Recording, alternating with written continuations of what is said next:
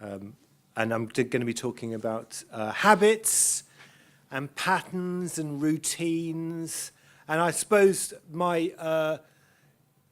putting my cards on the table, I'm kind of suggesting that habits get a bad deal in our thinking. We tend to think about, that's just become habitual as a kind of bad or problematic or thoughtless thing. So I think when we think about habits, we tend more to think about heroin and tobacco than maybe about learning French as a habit or washing and cleaning. I'm going to be talking about the psychologist. Oh yes, it is better. The psychologist William James, who writes some fantastic things about habits. And for him, there would be no life without habit. We would still be learning to walk. It's only because we learn to walk and then we don't have to think about walking, that our body becomes habituated to walking, that we delegate the knowledge of walking to muscle groups rather than to our brain. This is what allows us to daydream and to be creative, to worry, to lust after, to do all these things that make us human.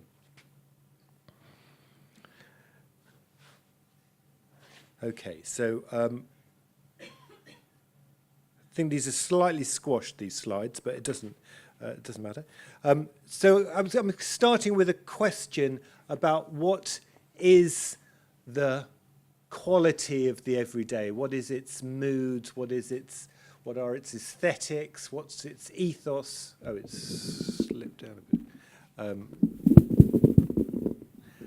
And I'm thinking that when we start thinking about that, we need to operate in a minor key. We need to think less about rage and sadness and more about forms of indifference or irritation or things like this, these kind of more minor moods and minor feelings. The philosopher of language, J.L. Austin, said that rather than thinking about beauty and the sublime, aesthetics might have got a lot further if it started thinking about the dainty and the dumpy.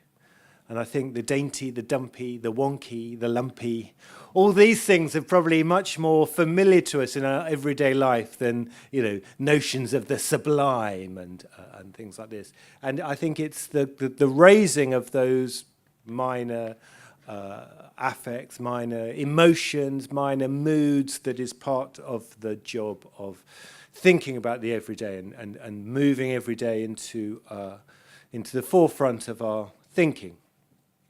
But of course, there's a problem there because actually a lot of what is part of the everyday isn't at our forefront of our thinking. It's not things necessarily that we think about. And when we do think about them, it changes them in some way. So this is what happens in advertising, for instance. They suddenly make us look at things that we don't tend to look at. Certainly when they're trying to sell us flooring systems, suddenly we have to kind of think about, oh yes, I was going to sit down at a table to have my cup of coffee, but no, this lino floor looks so inviting. I will kind of sit here, and suddenly the kind of everyday changes. So advertising might be somewhere where we can try to be made aware of those things that have been habituated and routinized. But I think what I want to suggest is maybe there are other ways than advertising of having an attitude towards the familiar or the over-familiar. And this is where habit comes in. So I'm just going to give you little bits of William James, because William James was a psychologist writing. He's the brother of Henry James, the novelist, and he was a part of a kind of bourgeois Boston family, and he was from a time when people would dress for dinner. And one of his anecdotes is this idea of Someone goes up and say it's 6 o'clock. They've probably had one cocktail already, and it's time to go and dress for dinner. But what happens is the man goes up, slightly absent-mindedly, takes off his day clothes and just gets into bed and goes to sleep. Because he's absent-minded. But what James is talking to is that the habit of taking off his clothes just pursued to its kind of logical conclusion to get into bed and go to sleep. So there are kind of problems with habits. Sometimes we forget what's going on, that we let the habit take over. But I think there are kind of aspects to habit that may be more familiar to us, and those are the habits that become visible not through when we suddenly kind of do something wrong, like go to bed when we should be getting ready for dinner, or a drive to the place where we normally drive to just because we're on autopilot, but when we look those more kind of collective activities that involve habits and routines. This is a piece of waste ground near where I live. We talk about places being kind of waste ground because they're not cared for in a particular way. They're just left to our use. And this is, it turns out that this was an area that is actually owned by the rail company. But it's a place where people use to drink cider, to go walking with their dogs. And what you see is a landscape that's marked by habit, marked by pathways that people have kind of collectively developed over time. And it's a kind of interesting aspect that it's both part of our collectivity, but also is a kind of form of improvisation. There's a sculptor called Carl Andre, and he was given the task of making a sculptural path for a new museum. And he thought, okay, well, let's be democratic about this. Let the people decide where the path is. So they seeded a piece of grass, and they were going to kind of let people's footprints mark the path for Carl Andre's sculpture that people could then walk along, and it would be a kind of sculptural pathway. So after a couple of months, this line, like these lines on this field, became clear and said, right, the people have chosen. By their habit, they have chosen this path. So he used that path, a lovely kind of sculptural route. It was the shortest way across this field.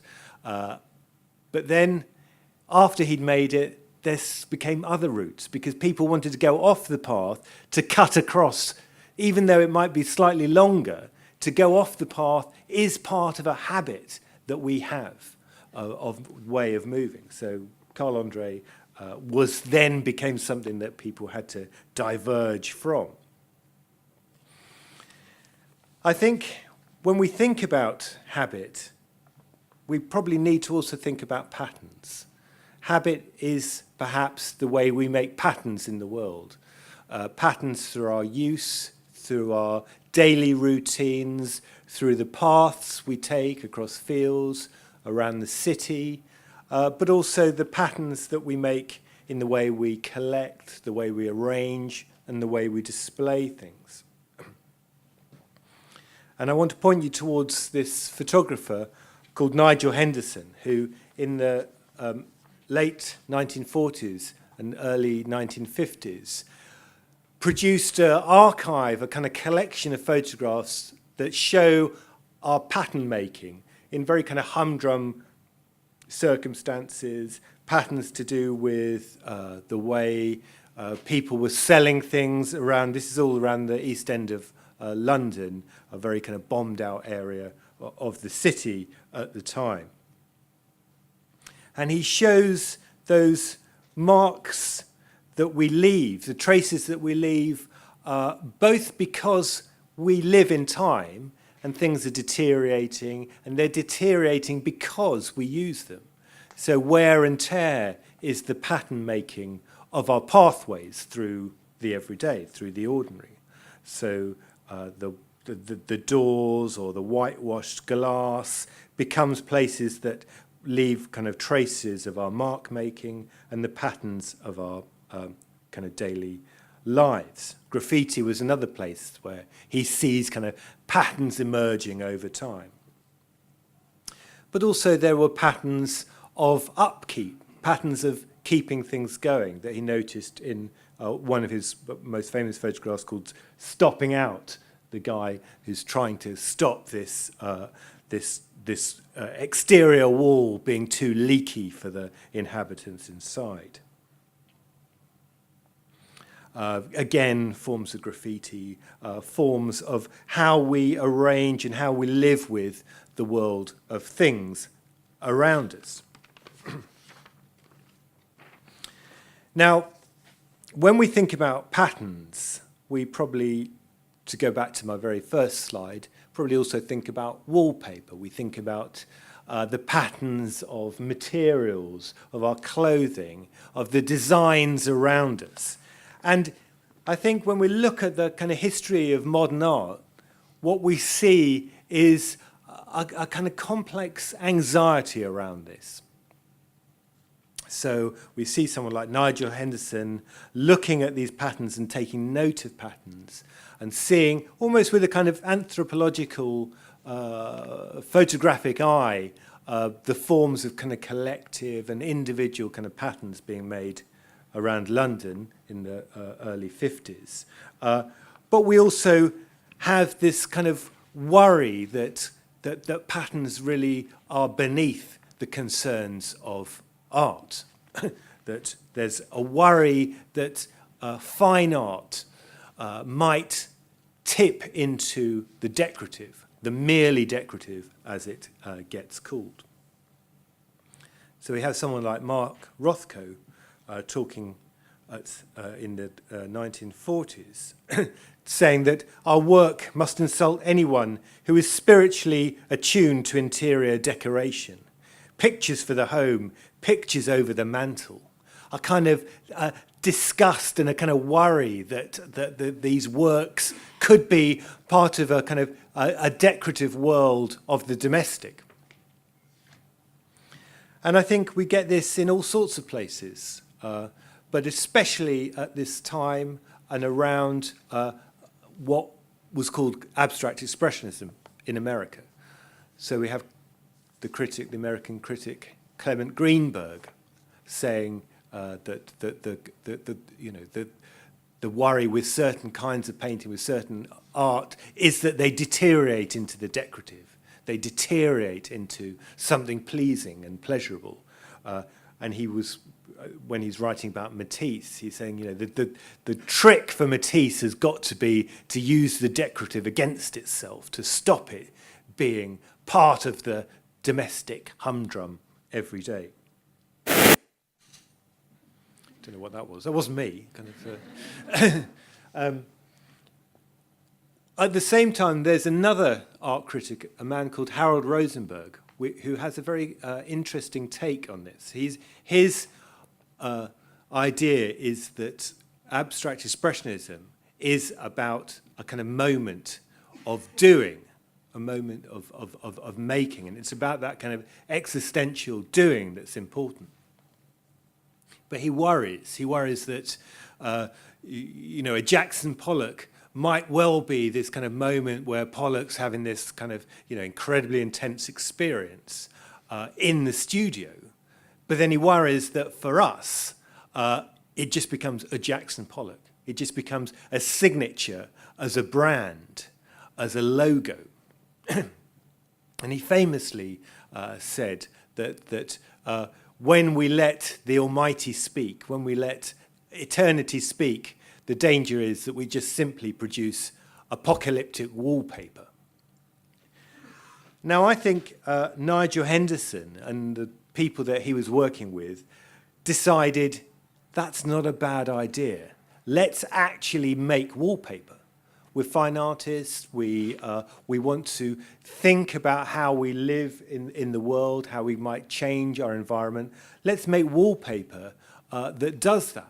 So rather than thinking that the decorative or the domestic was kind of problematic, it was going to be the place where art had to be, rather than in galleries and museums. It's got to be part of people's everyday life. Otherwise, it becomes reified, it becomes something merely kind of academic for study, for things. If it's going to be part of our living culture, then it has to be part of our domestic realm. It has to be in the everyday. So Henderson and Edoardo Palozzi made these wallpaper patterns based on the photographs that they were taking around these kind of wrecked areas of London, areas of torn advertising hoardings, places that had been scratched and scraped by kids graffitiing the world. And they wanted that life that's happening out there, rather than to say that's got to stop at the front door. We don't want that sort of thing in our houses, please. That's all very well for a kind of urban angst, but we want to, something comfortable, Victorian, puffed up for the inside. What they did was they brought that world of the exterior inside and started producing wallpapers, tables, and such like. They were incredibly unsuccessful. They never made a penny. They lost hundreds and hundreds of pounds doing this. They never really worked out how proper people who were wallpaper manufacturers actually kind of did this stuff. So they were kind of, they had this kind of small kind of cottage industry going on. What they did is they did produce enough wallpaper for a number of people's houses. This is Kathleen Raine, the poet's house in London, where Edoardo Palozzi lived for a while. But still, maybe it's something that we need to bear in mind. Maybe it's examples like this that cross over between fine art and craft, between the ideas of art and domesticity, that actually are able to keep the idea of the everyday as something not to transcend or to critique, but to embrace in interesting ways. Perhaps it's these examples that need to inspire us in our makings and our thinkings.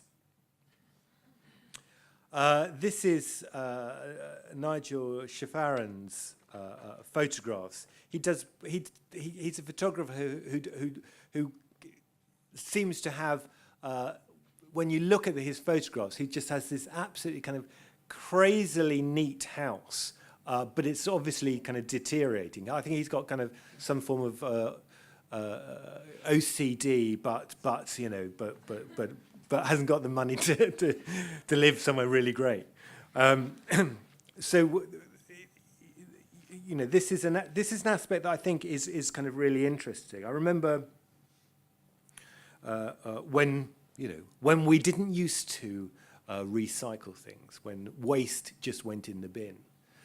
Now, when people in Britain were started to have to recycle things, when they were being asked and then told to recycle, they said, no, we can't do that. We can't possibly. This stuff is disgusting. I don't want to touch or deal with old food. Rats are going to be scurrying around the cities, going through our bins. This stuff just needs to be put in black bags and put in the collective dump. Now, one aspect of habit that is incredibly important, I think, is the way that as a collective, we've embraced, we've changed. We now deal with our waste in a different way. It qualitatively transformed our relationship between decaying matter. And I think Nigel Henderson takes that and thinks about that as maybe a kind of, so he's got this project of, constantly photographing, changing aspects of the everyday, things that are the same but slightly different, as the food that he eats changes, as the amount of decay within this kind of small pot going towards the compost heap is kind of being produced. So he sees these as kind of domestic sculptures that happen beside his sink. Hold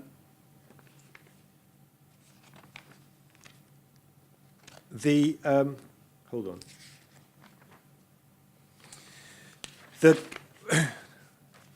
The aspect I think that is going to be most interesting then about habit is this sense of habit as both a problem and a possibility. This is where I'm going to get back to William James. For James, habit is this incredible accomplishment.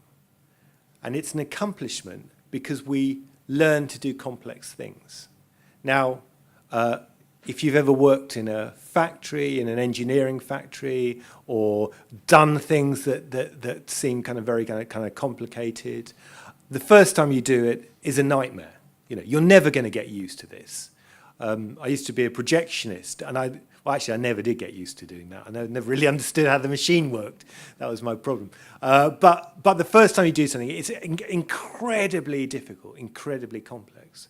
Now, the productivity of habit, the most fantastic aspect of its accomplishment, is that we all learn how to do things, and they get easier and easier as we do them. Now, for James, the crucial aspect that is important here is that this is because of our own plasticity, that our nervous system has a plasticity to it, our brains have a plasticity to it, that we get used to things, that we become habituated to them, that they become part of our habitat. Now, this is also problematic because we get used to things and we get stuck in our ways. This is, for James, what he calls old fogeyism. I'm sure none of you suffer from old fogeyism, but, and this is slightly worrying, he says old fogeyism begins when you're 25. Okay. And what it is a form of measuring the world based on what we already know, based on our habits and routines. So we surround ourselves by things we already know. We stop listening to new music or doing things that are kind of going to wreck our sense of ease. Now, James fairly conservatively sees this as kind of huge, fantastic, because it stops revolutions. It makes people carry on going into the factory or doing the thing that is, fairly harsh and fairly hard. But we do it because we're used to it. So what we've got on the one hand is this notion that habit leads to routines, to conservatism, to old fogeyism. And on the other hand, this kind of incredible sense that habit is about our own plasticity, our own ability to not just simply learn things, but adjust our whole nervous system, our whole being to other forms of life, whether they're things like, putting out the trash differently, or whether it's maybe at some point learning to live without consuming so much fuel. Maybe after the oil runs out, we'll have to learn a whole range of new habits. Now, James thinks we can do this, but he also thinks that there's a problem because of this notion of old fogeyism. What he suggests then is that we adopt new habits. And this is what he suggests as a kind of educational policy. So it says, when we're kind of teaching young people or when we're kind of thinking about what we need to learn, what we need are forms of behaviour, forms of manners that can cope with the unexpected. So he sees education as preparing young people for the unanticipated. he has this great saying that in his lectures to teachers. He says, "Do every day or two something for no other reason than its difficulty, so that when the hour of dire need draws nigh, it may find you not unnerved and untrained to stand the test." This was James's idea that while we have all these kind of routines that kind of let us go for dreaming, for doing all this other stuff, this other kind of fantastical worlds that we inhabit, we also need habits and routines that will dehabituate us, which will enliven us to new things, to difference. And this might be, simple things, little tricks to that we might get from surrealism, from the situationists, who famously decided that the best way to walk around Paris was by following a map of Berlin to find your way around.